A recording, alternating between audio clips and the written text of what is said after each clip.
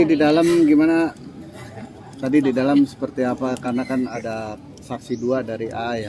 Ya. Alhamdulillah hari ini agenda sidang menghadirkan saksi dari pihak tergugat dari saya berjalan lancar. Dari siapa aja? Mungkin dari orang rumah terdekat. Ya ada orang rumah. Kita untuk menjaga privasi supaya nggak terlalu ini. Pokoknya orang dekat di rumah lah. Pembahasannya seperti apa sih?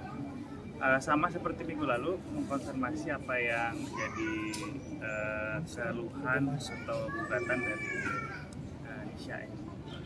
Artinya tentang cekcok Ya, rumah.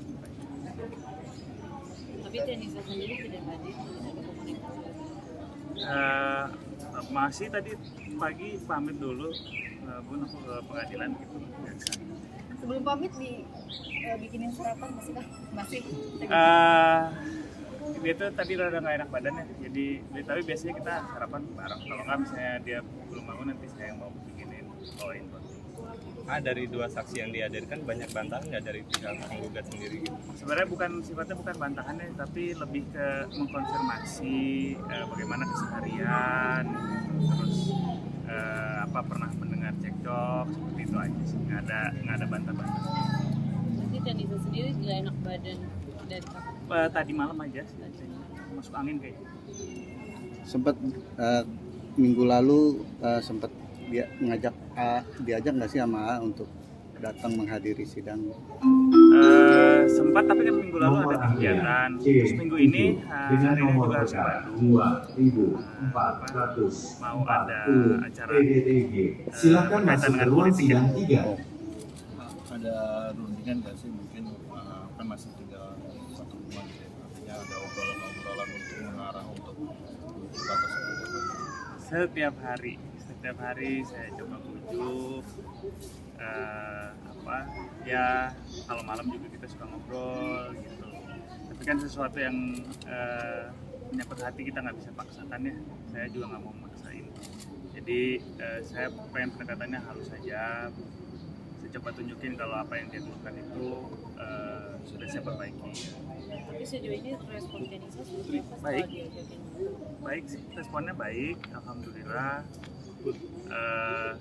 Ya ada tangis, ada ini, tapi bukan tangis yang histeris, itu terlebih ke apa ya, kita paham lah, ada katarsis mungkin juga. Apa sih yang membuat Tenisa kekeh gitu pada pendirian? Karena saya orangnya keras juga, batu ya, jadi kayaknya memang dia juga harus berpendirian juga gitu. Jadi saya juga paham. Tapi sejauh ini ada obrolan dengan keluarga Tenisa, Anafi, Saya komunikasi dengan mama setiap hari, alhamdulillah. Saya juga cerita apapun besar kecilnya argumen yang saya ini kan kedua belah pihak, saya ke Mama Ami maupun ke ibu saya sendiri, saya selalu cerita gitu. Jadi Ada titik terang nggak artinya dengan adanya orang luar gitu untuk membantu? semoga ya kita tawakal aja, ini masih dalam proses usaha gitu. Jadi semoga ada titik terang. Tapi Arafi sendiri kan kemarin sempat curhat sama mama karena gagal mendidik adik-adiknya. Merasa terbebani nggak sih Kang?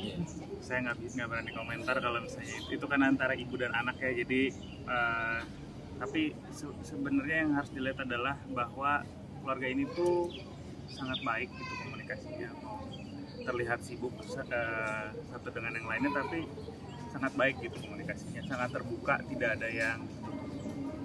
Tapi melihat respon Arafi yang kayaknya merasa kecewa dan akhirnya memilih jadi seperti itu.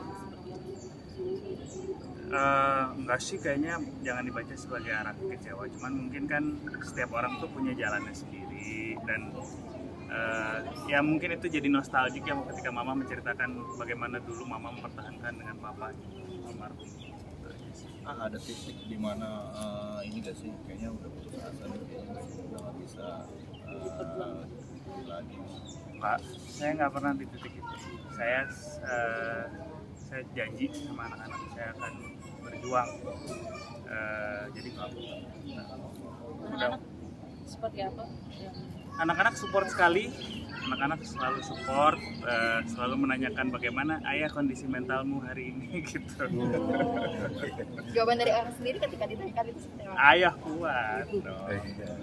Ikut serta mendamaikan kalian guys. Iyalah, dari yang paling besar sampai yang paling kecil selalu pengennya kita masing-masing dengan caranya masing-masing lah, tapi nggak semuanya menggemaskan lah. Tapi ketika anak menyatakan hal itu ada hati yang kayaknya teriris nggak sih? Ya Karena kan pasti lah, miris lah kita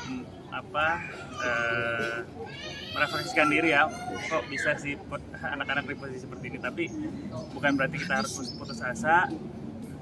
Saya berusaha untuk memberikan pengertian aja sama anak-anak bahwa ini loh, kita ayah sama bunda menikah waktu muda, yaitu kita belum dewasa, dan sekarang ini adalah kalau bahasa Inggrisnya istilahnya growing pains gitu, jadi dewasaan lah, dan mereka mengerti.